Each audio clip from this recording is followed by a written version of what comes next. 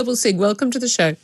Hi, thanks for having me. I have to say, when I saw this story, before I saw who had said it, I thought, do you know we should get to talk about this? Catherine Singh. And then I realised, hold on a minute, she's the person who said this. Catherine, I mean, of all the people to say this, you think that girls don't study subjects like physics. We have far fewer girls studying physics at A-level and going on as young women to study at university. And they were discussing the debate in this select committee. And you said physics isn't something girls tend to fancy. They don't like it. She says, my explanation is that they just don't want it. They prefer to do chemistry and biology. There's a lot of hard maths in there that I think that they'd rather not do. Girls don't like maths? Really?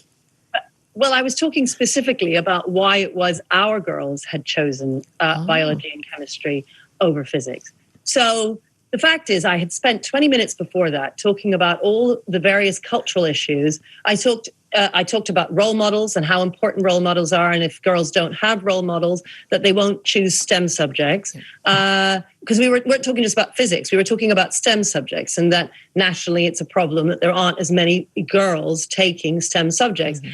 You know, I should remind everybody that in 2019, our GCSE results made it so our Progress 8 results we have the best maths Progress 8 results in the country. Yeah. We have the third best science results at GCSE in the country, and half of our children are girls. Now, I was saying, and it's the case that our biology and chemistry at A-level, 65% of those subjects are girls, but there's far fewer in physics. And so I was saying, for us, this is for us at Michaela, mm-hmm. Once you've controlled for all of those cultural issues, you've got the good role models. The head of physics is a woman. We've got great behavior. We've got great teaching methods. I've dealt with the shortage subjects, you know, so the fact is science and maths are really difficult to get excellent teachers in. And so I'd explained all of that for about 20 minutes as for reasons why girls don't end up in STEM subjects as much as we'd like.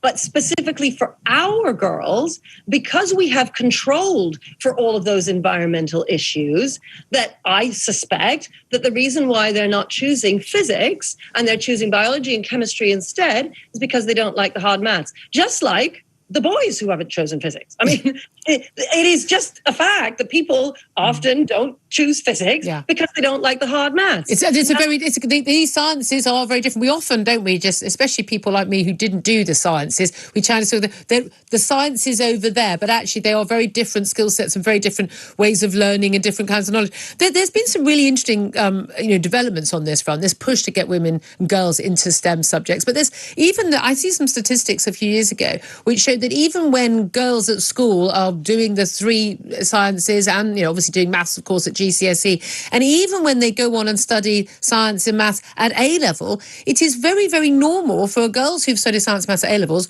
as young women to go on to university to do non-science, non-STEM subjects, non-math subjects, and to do something else. And the reason that was given for this was that often the boys who are studying those subjects, that is their particular area of interest and expertise, and that's what they're good at. But they're not so good often at the English, the history, the French or whatever. Whereas the girls who are good at science tend to have a wider spectrum of ability. It's just a different way that men's and women's brains work. And that they've got a different range of things. So they can do the science, but they can also do the languages. They can also do this or that. And so they've got more choice. Do you think that's part of it? I did make it clear that I didn't think biology was less hard. It's just hard in different kinds of ways. And that, the evidence says that generally speaking, this is just on average, that women are more empathetic and that men are more, systematic. That doesn't mean all women and all men. Exactly. It is obviously the case that there are brilliant female scientists, brilliant female physicists, and more power to them. It is precisely because I believe in making sure that all of our children, including the vulnerable groups, whether that's the ethnic minorities or it's the girls or it's the whoever it is, that you have an environment that counters some of the cultural issues that will prevent them from having real choice that they believe in and that they want. My point was that we have controlled for those issues at Michaela, and given that's the case, I believe and back my girls who have chosen at A-level, at age 16, 17 to not do physics. Yeah. It's because they don't want to do physics. Yeah. And I think that we have encouraged them in addressing all of those. And they still don't want to do it, a lot of them. Well, I mean, the Professor Samantha Pugh, and the point is, discrepancies do not mean always discrimination. Sometimes it's the case that people have agency and they make a choice that really is theirs not to choose a particular subject. Yeah. That doesn't mean that there are no cultural issues. But the people still get to make choices. I just mentioned Professor Samantha Pugh. She's the School of Physics and Astronomy at Leeds University. She said, look, the girls don't want to do physics because there's a lot of hard maths. Why do so many choose to do maths at A-level? The explanation makes no sense. She says, but this is the crucial thing. No one seems to get upset when a lot more girls will choose to do, say, English, or a lot more girls will go in to be nurses or to be primary school teachers than boys in later life. And yet we're always critical of women not doing certain subjects, but no one seems to care if men aren't doing certain subjects.